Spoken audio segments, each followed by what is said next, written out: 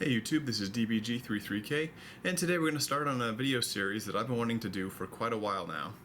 We're going to be taking a look at all of Nintendo's Game Boy handhelds. First, we'll take a look at the front of the box. Probably the most immediately recognizable visual on the cover is the logo, located on the left edge. Game Boy Compact Video Game System in all its dark blue, bold glory. Featured front and center is a very Tron-esque rendition of Nintendo's handheld, with its neon blue line work and Game Grid style background. Turning the box around to the left side, we find a number of the Game Boy's accessories, including the hip pouch carrying case, which, let's be honest, is a Nintendo brand fanny pack. 80s fashion aside, this was very practical. Despite being a portable handheld, the original Game Boy was too bulky to be very pocket-friendly. The system's AC adapter is also advertised here. Flipping around to the other side, we see screenshots of other popular Game Boy exclusive titles, such as Super Mario Land. Below that, we find titles that function as multiplayer games using the included link cable. Notably shown are baseball and tennis. I guess when there are fewer games on the market, Nintendo could get away with simply calling a game by the name of the sport it's based on. Turning to the back of the box, we see small blurbs describing the Game Boy's state-of-the-art specs, including information about the control layout, CPU and processor capabilities, and the handheld's ability to render complex graphics. We also see imagery depicting the accessories that come bundled, like the stereo earphones, Tetris game pack, and link cable. We also see some kids spending some quality time together, connected via their Game Boys. Nintendo chose to include this because despite the system being called Game Boy, it was intended for and could be enjoyed by any and all players. Finally, we have the top of the box. Identical to the bottom, the top is simple and clean, displaying the Game Boy logo. Alright, now we're going to take a look at what comes inside the box. So as you can see, open the box right here. We'll take a look.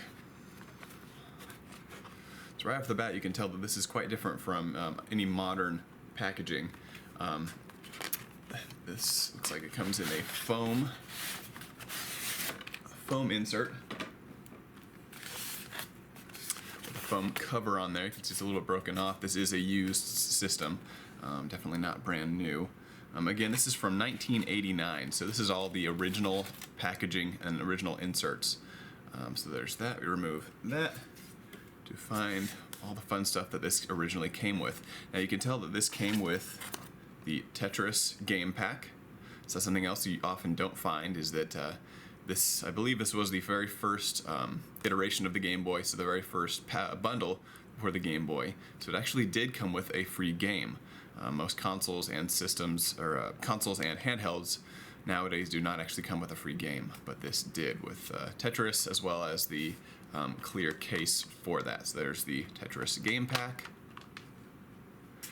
And it also came with headphones to be able to listen to the music and game sounds in stereo. Again, the Game Boy itself only output mono through its speaker down here, but it did come with a pair of headphones, and I believe these are the original headphones as well. Haven't actually tested them to try to see if they're working. I can't imagine they're the greatest quality of headphones, especially considering they came from 1989. But that's really cool that it actually came with the originals. If you look back in the video, you can see that the originals on the picture on the back of the box had the blue and red right there. So there they are. Anyway, set those aside. Then you can actually see this comes with the batteries they came with, which is really incredible.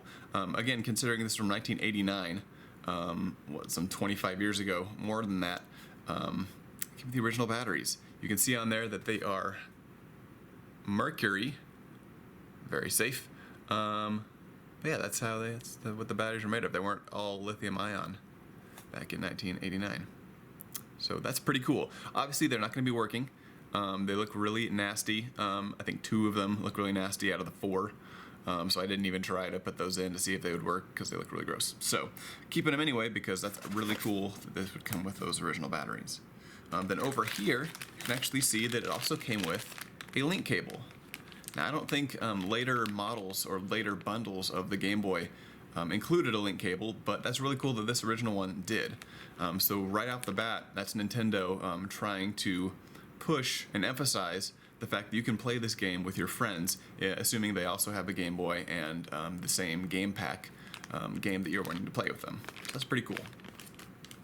So let's actually go ahead and take the wrapping off these guys, take a closer look. So there you go. Those are the link cable for the original Game Boy.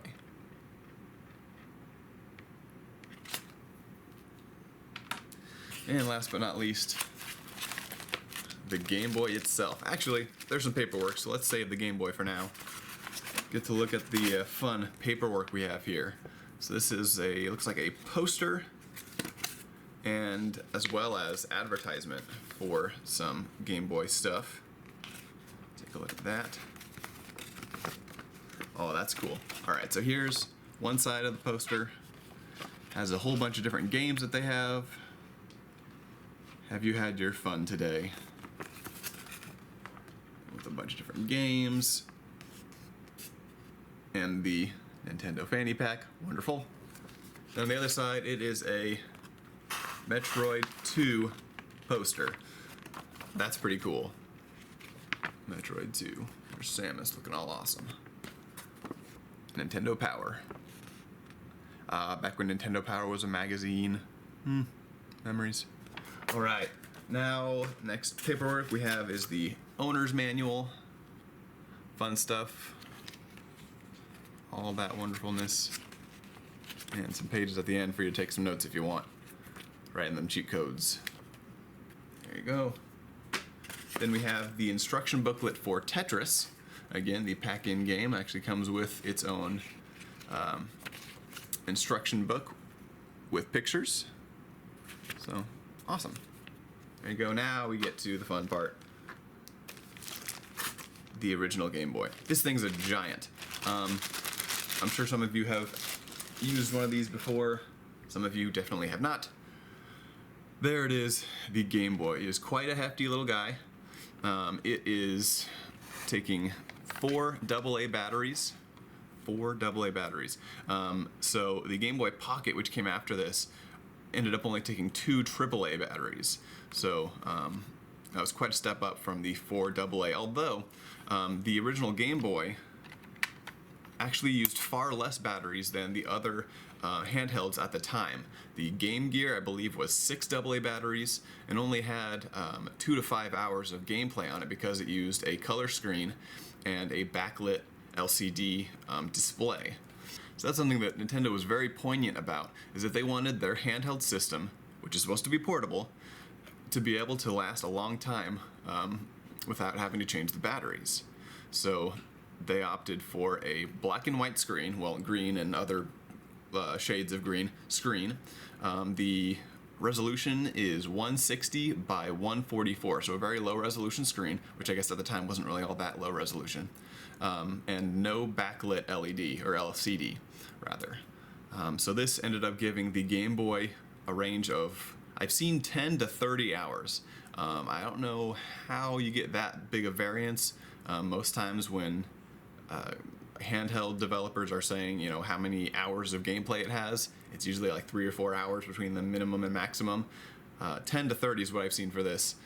I don't know if that has anything to do with the contrast, being able to turn up and down the contrast has anything to do with affecting battery life or volume. I don't know, but 10 to 30 is what I've seen across the internet for the 4 AA batteries. So let's take a look at the system itself. There's the screen there. Again, it is green and then like other shades of green. So it's kind of in color, if you consider green and other shades of green color. There you'll see an LED that indicates the battery power and what the battery is like. On the top, we'll find the off and on switch, the power switch right there. And what's really cool about the original Game Boy is that when you flip this switch, you can see that in this corner, or I'm sorry, in this corner here, let's see if we can do it, that little plastic piece pops out. And now the point of that is when you have a game in there, particularly the original Game Boy games, they have this notch in the top. And when you have the system powered on, that little piece of plastic covers up this notch, basically trying to stop you from being able to pull the game out of the system while it's currently powered on. So let's take a look at what that's like when we put this in here. got Tetris in there, and when we power the system on, you can see that that little plastic piece is now covering that up, and you can no longer pull that out. I'm sure you can. I'm sure those little plastic things break fairly easily, so I'm actually really happy that the system that I got is in good enough condition that that plastic piece is still there. There's a look at, oh, better turn the volume down. Alright, there's a look at Tetris. Again, like I said, it is green, and other shades of green we're going to be finding in there. You can see that dot matrix up top there. With stereo sound. Again, it is stereo sound only if you have the headphones plugged in, otherwise it is going to be mono sound. Now as we go down the system, there is the Nintendo Game Boy logo. We've got our D-pad, A and B buttons, start and select, and we've got our speaker grill right there, Nintendo at the bottom there. There is the headphone jack. Take a look at this side first. This side is going to have the contrast rocker, or a wheel, I guess, scroll wheel. So you can turn up and down the contrast as you're playing to see if it makes it easier to see. Let's see if we can get that turn up and down. There you go. So you can see that that's making the screen overall lighter or darker. Now this is good that they included this because it actually depends as far as which one is going to work better for you. It'll depend on the game and how much dark shades there are in there, as well as the amount of light that you're working with. Sometimes outdoors, you need the darkness on pretty heavily in order to be able to see very well. So I can go all the way down to being able to see basically nothing, and all the way up to seeing basically almost nothing. So you always want to try to find that sweet spot and then like never touch the rocker again until you play a different game that requires a different contrast setting. Anyway, so then we have on the other side, we have the port for the link cable right there, and this actually still has the little plastic piece that you can pull out and put back in. That's something else that I was worried about when I ordered this. I didn't know if it would have include the original plastic piece that covers up the link cable port. And then there's the volume rocker, or wheel right there. Taking a look at the back, we've got the product number, some etched in information about the system. There's the battery battery cover, I should say, and the number to call Nintendo if it's not working, or if you have any problems or questions. Because again, this was in 1989 when this came out, and the internet wasn't quite the thing that we know today.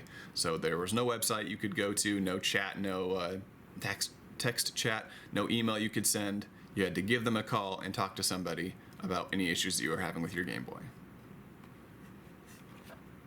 Oh, I forgot to mention, on the side where the contrast wheel is, there's also this little guy right here. And that is the port for inserting the AC adapter. Now, I never owned any of the AC adapters for the Game Boys, but those were options you could have if you were just playing at home and didn't want to waste batteries.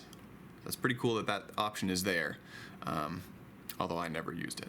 I'm also going to show you a comparison of the size of Nintendo's original Game Boy and another model of the Game Boy that came out a few years later called the Game Boy Pocket. Game Boy Pocket was essentially just a much slimmer version of the original Game Boy. All the components are basically the same, so we've got the same CPU, same power in the processor.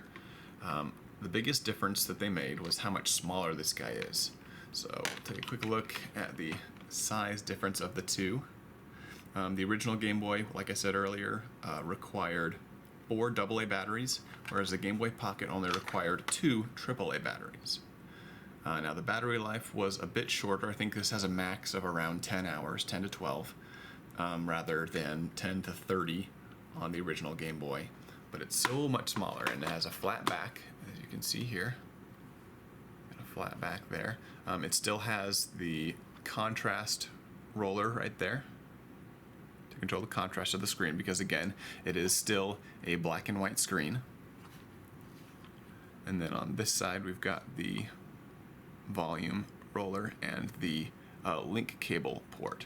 Now I believe the link cable port is actually going to be its own thing, so it's not backwards compatible with the link cable that you would use for the original Game Boy. You would have to buy an adapter in order to use that link cable.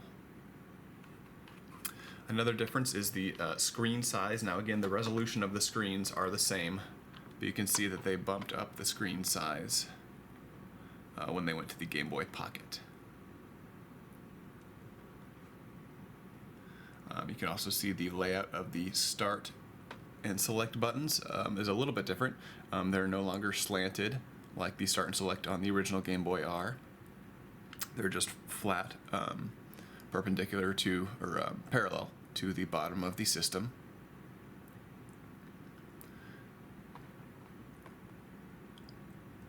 And you can see that the speaker grill is a little different as well, although it is still just a mono speaker here on the Game Boy Pocket. Then on the bottom, we have the headphone jack, and then I believe that is going to be the AC adapter, if you have that. Another improvement on the Game Boy Pocket that was an improvement over the original Game Boy is the fact that the screen is no longer green and other shades of green. It is now actual blacks instead of dark green.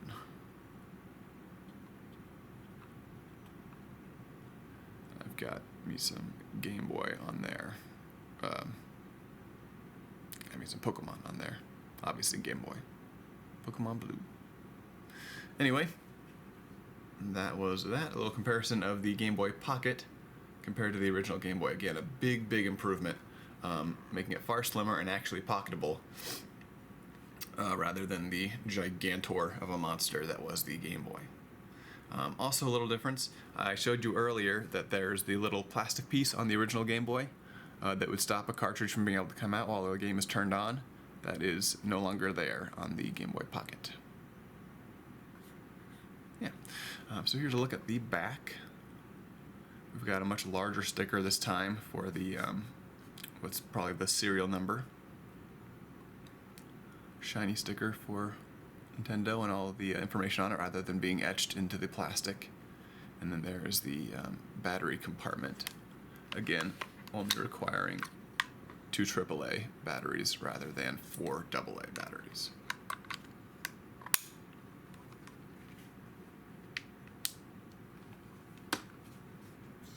And that is going to be it. That's the entirety of the original Nintendo Game Boy.